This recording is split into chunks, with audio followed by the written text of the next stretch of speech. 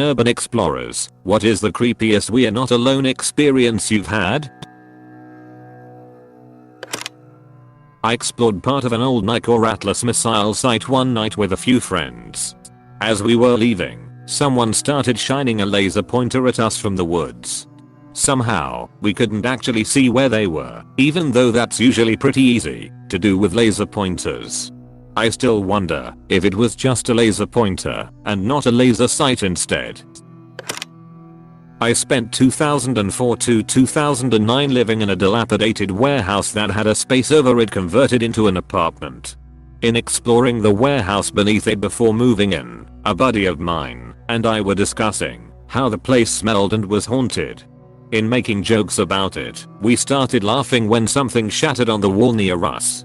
We were seriously startled and contemplating what it could have been when someone shouts, "Shut the fuck up," and there's a homeless man throwing what I assume is a second bottle at us from across the space. In a non-threatening way, I calmly state, "Are you sure you should be in here?" He waves something at me and yells at me to call the police if I don't like it.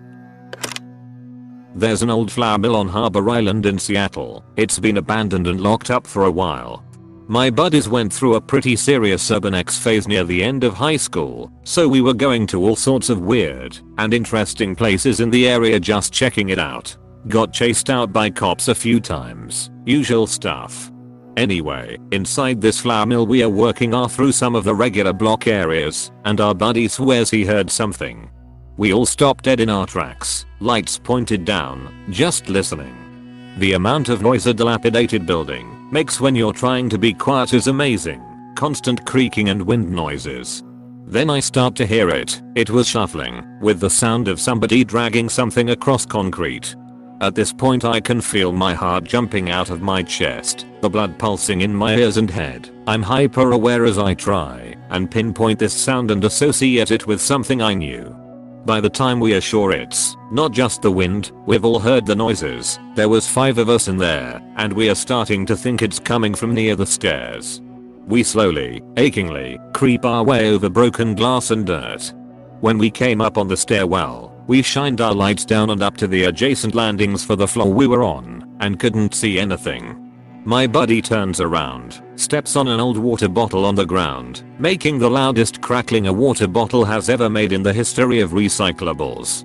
One of my other friends, looking back down the factory area we came through, gets startled and yells, "Fuck," at the sound of the water bottle. We immediately heard the most chilling, deep scream. At that instant we all just put the gas on and ran the fuck out. At the bottom of the stairwells we ran into /10 homeless people who weren't there before, but we paid them no mind and didn't stop our dead sprint until we got back to our cars.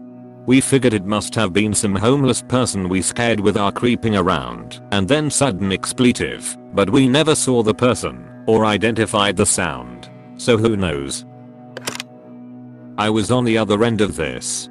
There was an abandoned nunnery on the coast behind a suburban development, a very creepy but beautiful place. I loved it because it had an entirely stone chapel. Any sound you made inside had true reverb and echo a second long almost. I brought a friend in to make some recordings in the dead of night. As we're leaving, a group of laughing neighborhood kids came in on us crouched in the dark over a bunch of electronics. They ran faster than I've seen anyone run before. So I take a lot of time lapses of nature and stuff. One clear night I decided to drive out to the middle of nowhere to get a time lapse of the stars. I found a lake that seemed like a cool spot to shoot and set up. About 20 minutes in I hear a noise and look up to see a light above me. Sure enough, a drone is right above me just hovering. It freaked me out, so I booked it out of there. I later learned I was trespassing on government property. The area I'm currently in is a touristy beach place, so being winter it's completely devoid of life. There's a lot of apartments/hotels around that are just shells, no windows or doors.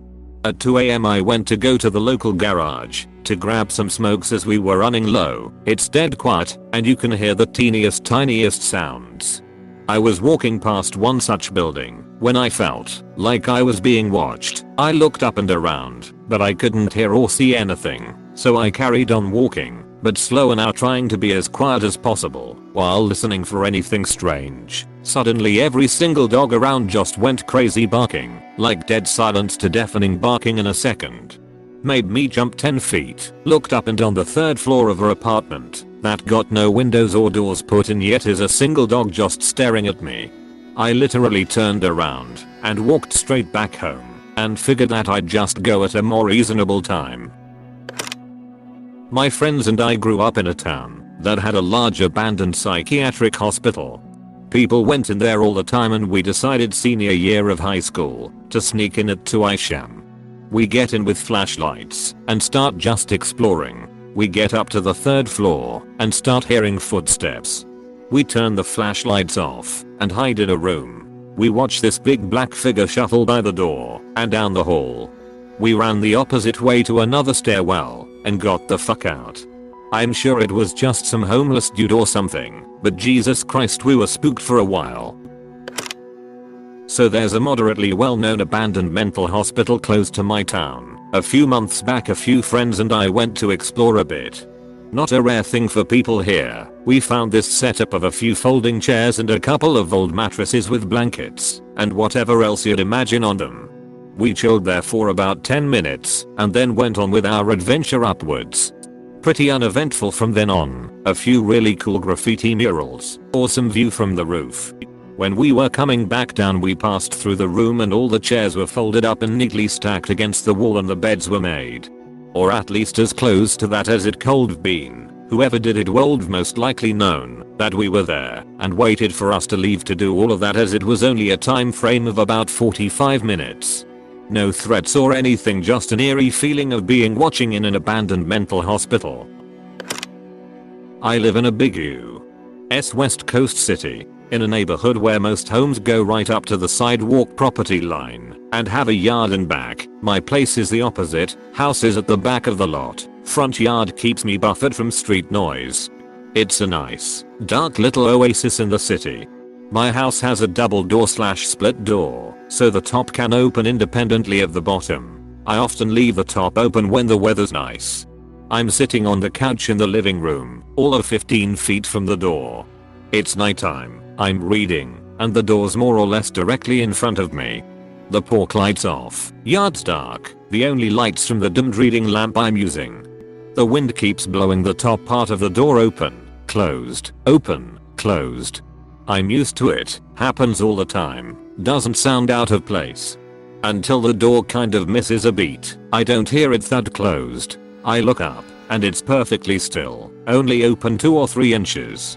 It's one of those WTF are my eyes seeing moments. There's like a 15-mile-per-hour wind outside. How is the top part of the door partially open and perfectly still? Then my eyes or brain recognizes it. The outline of a hoodie, drawstrings, hood up. In that instant I'm frozen, and my heart is pounding. Someone is literally standing right there, hood up, holding my door open. I can't see his face, but he sees me, noticing because he says, "You should keep your doors locked." Motherfucking what? Now my adrenaline kicks in. I jump up shouting, "He bolts." I get the porch light on in time to see him running out the gate. I still wonder how long he'd been standing there, or WTF he was doing / thinking. The door has been very fucking locked since then. My friends and I were exploring an abandoned restaurant in this beach town one winter night. We snuck in through a broken window on the short side to avoid being spotted by any cars driving by. Overall, inside it was your typical abandoned restaurant, but was still really cool to check out. There was a long bar, tables tossed about, etc. We walked downstairs into a wine cellar and started walking through the labyrinth of hallways. The basement was deceptively larger than we would have expected for a beachside restaurant. Anyway, we wander into this room off one of the hallways and shine our flashlight in the corner, and we see an unmade bed / cot with all of the trappings of someone currently living there, a safety razor next to the mirror, random other belongings. Our stomachs immediately dropped as we realized we were currently in someone's living quarters and promptly noped the fuck out of there. To this day we still don't know if the person was hiding in the basement with us, waiting for us to leave, or if we stumbled on it while they were out and about. Either way, we couldn't shake the feeling of being watched by someone from the shadows of that basement. We had finally worked up the courage to explore this super scary looking dilapidated house. It was boarded up really solid, nobody was getting in and out without a ton of work prying off boards. We searched exhaustively. The easier way in was to just make the damaged drywall on the back wall a little more damaged to widen the hole.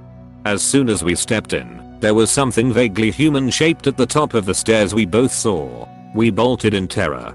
Of course, me and my friend were only 9 at the time. Was probably just some homeless dude better at finding entrances than us. As an adult now I really want to go urban exploring in the New York City subway's abandoned stations. But I need to meet someone familiar with all the new post 911 security shit, because I'm paranoid about it. An even more exciting target is the abandoned 19th Street Path station. The only even semi-modern footage is just blurs captured from passing trains, not any better than I can catch myself. But I think their security is tough. There's keypads at the tunnel, entrances presumably to disengage some security thing. So there's this building in my city that has been abandoned for over a decade. The building itself covers over 40 acres, so it's pretty well known by explorers that if the cops come they won't search for you inside, but wait for you to come out. The second time I went to explore this building we were looking for a way inside. Keep in mind this is taking place early in the morning, maybe 3 AM. We come across this section of the building that was a large outdoor amphitheater. We walked down to the center and went up to the boarded up windows, and ever so faintly on the other side of the wood you could hear someone talking to themselves. We got the fuck out of there. I should be thankful this is my creepiest story. So I was at an abandoned medical school in a pretty bad city with my friend. My friend told me homeless people squat there but only on the first floor. She even said one of her friends sat their backpack down and had it stolen by one of them in plain sight. So we avoided it and explored the second floor. We kept hearing random noises like someone loosely following us, so we kept on guard, but never saw anything. We were then in this room and heard a louder noise and look over to see a cat just chillin'. It was the cat following us all along cause after stopping to pet it and moving on, it continued following us making the noises we kept hearing. It eventually came right up to us to be pet.